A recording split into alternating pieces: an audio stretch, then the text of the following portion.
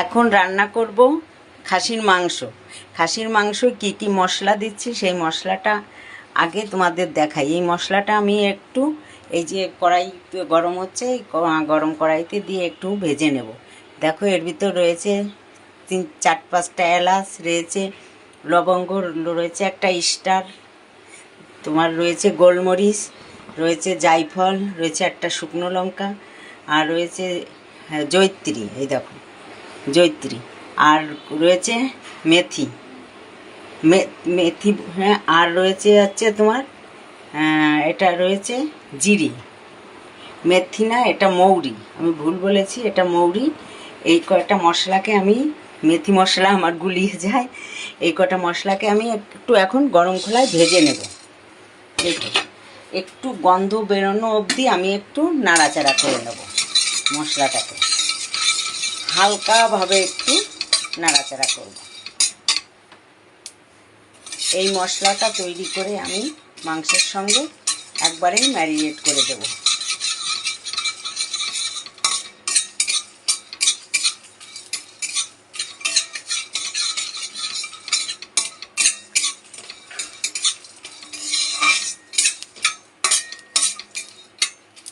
মশলাটা একটু ফুটছে, দেখো চটপট করে মশলাটা ফুটছে, না নাড়লে আবার তলাতে লেগে যায় বলতে তলার থেকে পুড়ে উঠবে।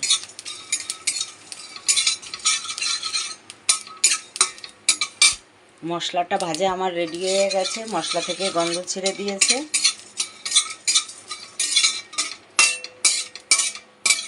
এই মশলাটা আমি এখন মিক্সি মেশিনে দিয়ে পেস্ট করে নেব। শিলে করলেও হতো, এখন আমি এটা মিক্সি মেশিনে পেস্ট করব।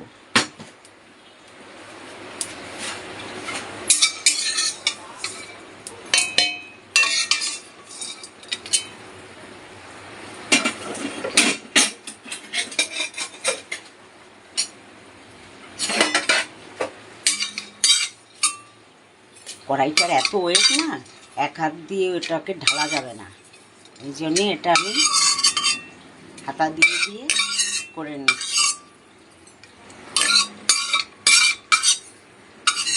মশলাটা নেওয়া হয়ে গেছে, এখন আমি এটাকে মিক্সি মেশিনে, এই যে মিক্সি মেশিনে টাইট করে দিয়েছি, মিক্সি মেশিনে পেস্ট করে নিয়ে যাবো। এই যে মিক্সি মেশিন,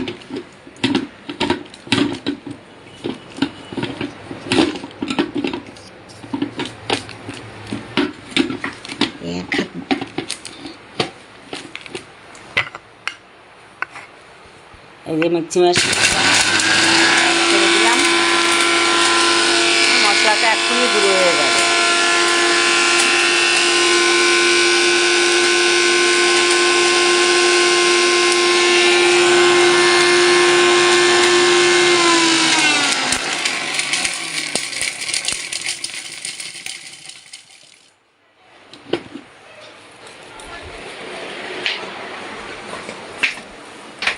এই যে মশলাটা গুঁড়ো করে নিয়ে এসছি, নিয়ে এসে এই যে মাংসটা, এই মাংসটা আমি এখন ম্যারিনেট করব। মাংসতে প্রথমে আমি দিয়ে দেবো এই যে পাতিলেবু, টক দইয়ের জায়গায় আমি পাতিলেবুর রস দেবো, এই যে হাফ পাতিলেবু, সেই হাফ পাতিলেবুর রস দিয়ে এটাকে আমি মাখাবো। আর এর ভিতর দেব পরিমাণ মতো এই যে হলুদের গুঁড়ো, দেব জিরের গুঁড়ো, আর দেব লঙ্কার গুঁড়ো,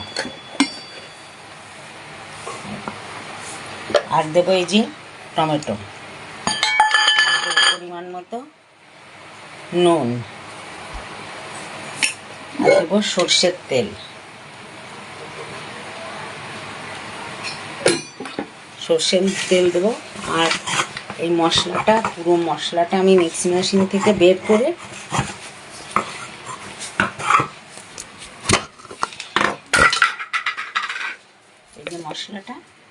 মশলাটা পুরো মশলাটা এর ভিতর দিয়ে এটাকে আমি এখন সুন্দর করে ম্যারিনেট করে রাখবো। সব এর ভিতর দিয়ে দিয়েছি, পেঁয়াজ, রসুন, আদা বাটা, এটা আমি কড়াইতে দিয়ে কষানোর সময় কড়াইতে ওটাকে ভেজে নেব। এটাকে আমি ম্যারিনেট করে 10 থেকে 15 মিনিট রেখে দেবো। তাহলে সমস্ত মশলাগুলো এর ভিতর ভালোভাবে বসবে।